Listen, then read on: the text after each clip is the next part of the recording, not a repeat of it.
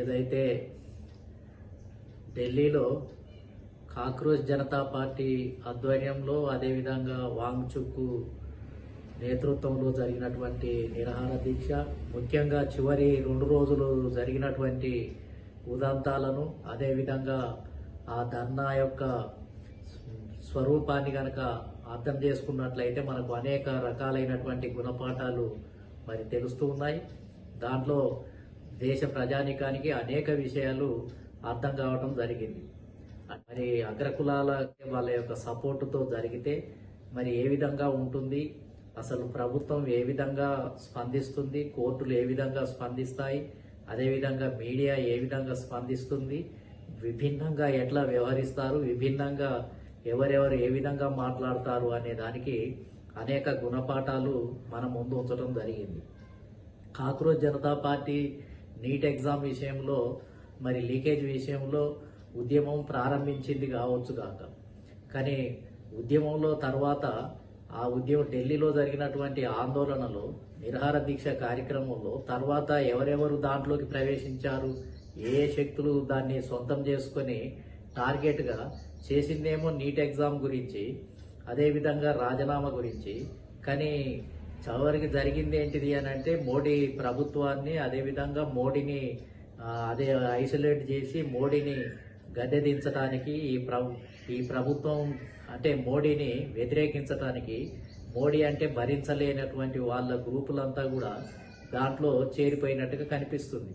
అంటే దాంట్లో కేజ్రీవాల్ పార్టీకి సంబంధించినటువంటి వాళ్ళు, కమ్యూనిస్టు పార్టీలకు సంబంధించినటువంటి వాళ్ళు, కాంగ్రెస్ పార్టీకి సంబంధించినటువంటి వాళ్ళు, అదేవిధంగా బీజేపీకి సంబంధించి ఒక గ్రూప్లో ఉన్నటువంటి వాళ్ళు, అదేవిధంగా బీజేపీలో మరి అగ్రవర్ణాల యొక్క ఎమ్మెల్యేలు, ఎంపీల పిల్లలు, మీడియా పిల్లలు, వీళ్ళంతా కూడా కలిసి దాంట్లో పెద్ద మొత్తంలో పాల్గొనడం జరిగింది. అది పేరుకు మాత్రమే కాక్రోచ్ జనతా పార్టీ ఆధ్వర్యంలో జంజేడ్ అనే పేరుతోటి జరిగింది, కానీ దాన్ని సొంతం చేసుకొని దానిలో మొత్తం చేరిపోయి మరి గందరగోళాన్ని సృష్టి అక్కడ ఒక చిత్ర విచిత్రాలనే చూపించడం జరిగింది.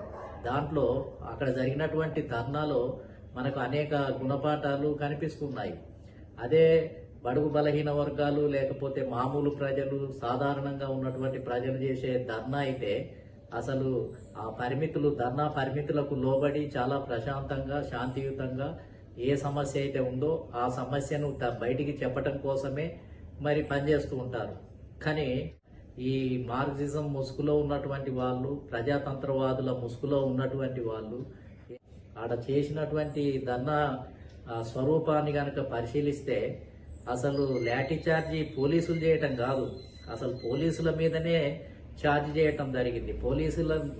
పోలీసులనే ప్రతిఘటించడం జరిగింది, పోలీసులనే దుర్భాషలాడటం జరిగింది, పోలీసుల మీదనే రాళ్లు విసరటం జరిగింది, పోలీసుల మీదనే తోపులాట జరిగింది, వాళ్ళనే గాయపరచడం జరిగింది, వాళ్ళనే తోసివేయటం జరిగింది, వాళ్ళ చొక్కాలన్నీ చింపివేయటం జరిగింది.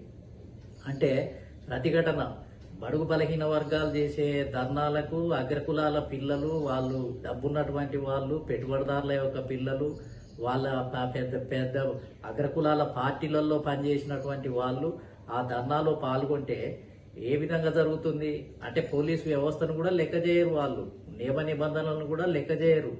ఇంకోటి ఏందనంటే అడ్డగోలిగా మాట్లాడతారు వాళ్ళు. మొత్తం ఏందనంటే వ్యక్తిగతంగా దూషిస్తారు మోడీని, అడ్డమైనటువంటి భాషలో, సభ్య సమాజం విననటువంటి భాషలో దూషిస్తారు.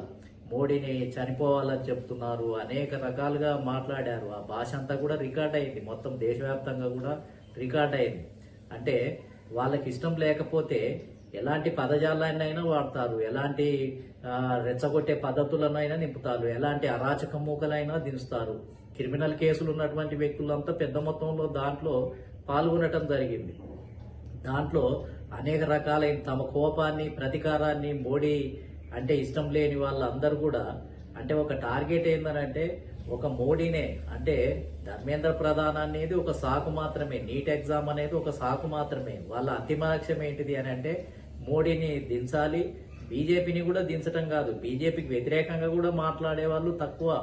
కాబట్టి మోడీని దృష్టి పెట్టుకొని మాట్లాడి మోడీని అంటే భరించలేనటువంటి వాళ్ళు, ఇష్టం లేనటువంటి వాళ్ళే ఈ ధర్నాలో ఎక్కువ పాల్గొని ఒక సందేశాన్ని మోడీనే టార్గెట్ అనే దాన్ని ఇలా బయట ప్రపంచానికి తెలియజేయడం జరిగింది. కనుక అగ్రకులాల పార్టీలు కనుక తలుసుకుంటే వాళ్లకు అసలు భోజనాలన్నీ జొమాటోల ద్వారా లేకపోతే ఆన్లైన్లు బుకింగ్ల ద్వారానే భోజనాలు వస్తాయి. వాళ్లకు సకల సౌకర్యాలు ఏర్పడతాయి. అంటే అగ్రకులాలకు సంబంధించినటువంటి పిల్లలు వాళ్ళ నేతృత్వంలో జరుగుతున్నటువంటి ఏదైతే ధర్నా ఉందో దానికి ఇంకా వాళ్ళు ఏది చేసినా చర్యలు ఉండయి. ప్రభుత్వ పరంగా కూడా ఈ విధంగా మాట్లాడిన వాళ్ళ మీద చర్యలు లేవు. అదేవిధంగా మా అగ్రకుల పిల్లల మీద ఇంత దాడి చేస్తారా అని మాట్లాడుతున్నారు. అంటే అదే ఎస్సీ ఎస్టీ బీసీ మైనార్టీల పిల్లలు కనుక అక్కడ ఇదే రకమైన పద్ధతిని కనుక అనుసరిస్తే ఏ రకంగా మాట్లాడేవాళ్ళు, ఏ రకంగా వీళ్ళను చిత్రీకరించే వాళ్ళు.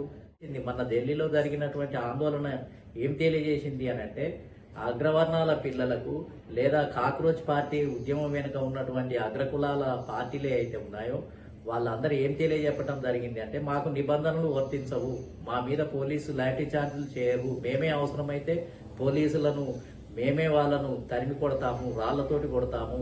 అదేవిధంగా న్యాయ వ్యవస్థ మీరెవరు మాకు తీర్పులు ఇచ్చేది అంటే అగ్రవర్ణాల విషయంలో కొన్ని వర్గాల విషయంలో కోర్టుల తీర్పులు కూడా పనికిరావు, లెక్క చేయరు అనేది మనకు స్పష్టంగా అర్థమైంది. అదేవిధంగా అక్కడ ఉన్నటువంటి శక్తులంతా కూడా ఒక విషయం మీద ధర్నా చేస్తే ఇంకా రాహుల్ గాంధీ ఏకంగా ప్రైమ్ మినిస్టరు ఈ ఇల్లునే ముట్టడించే కార్యక్రమానికి ధర్నాలో పాల్గొంటాడు. అదే ఎస్సీ ఎస్టీ బీసీల విషయంలో ఇతర సమస్యల విషయంలో రాహుల్ గాంధీ ఏనాడు కూడా ఆ విధంగా మరి ప్రైమ్ మినిస్టర్ ఇంటికి పోయే దారిలో మరి ధర్నా కార్యక్రమానికి పూనుకున్నటువంటిది లేదు. అంటే అగ్రవర్ణాల ప్రయోజనాలను దృష్టిలో ఉంచుకున్నట్టు అగ్రవర్ణాల యొక్క ప్రయోజనాలు దాగి ఉన్నాయి అని అంటే వీళ్ళు ఈ పార్టీలు మొత్తం ఏంటంటే వాళ్ళకి అండగా నిలబడతాయి, పరోక్షంగా మద్దతిస్తాయి, ప్రత్యక్షంగా మద్దతిస్తాయి. వాళ్ళ పిల్లల మీద ఒక లాఠీ దెబ్బ పడొద్దు, ఒక కేసు పడొద్దు, వాళ్ళ విషయంలో ఎమ్మటే గవర్నమెంట్ దిగి రావాలి, వెంటనే రాజీనామా చేయాలి, ప్రభుత్వం వాళ్ళకి అల్లోలం కావాలి, మొత్తం ఏందనంటే దేశమంతా కూడా దిగి రావాలి, అదే ప్రధాన సమస్యగా చిత్రీకరించాలి. మొత్తం దేశంలో ఇక అది తప్ప వేరే మార్గం లేదు. అసలు ఇంత ఘోరం జరుగుతుందా? అంటే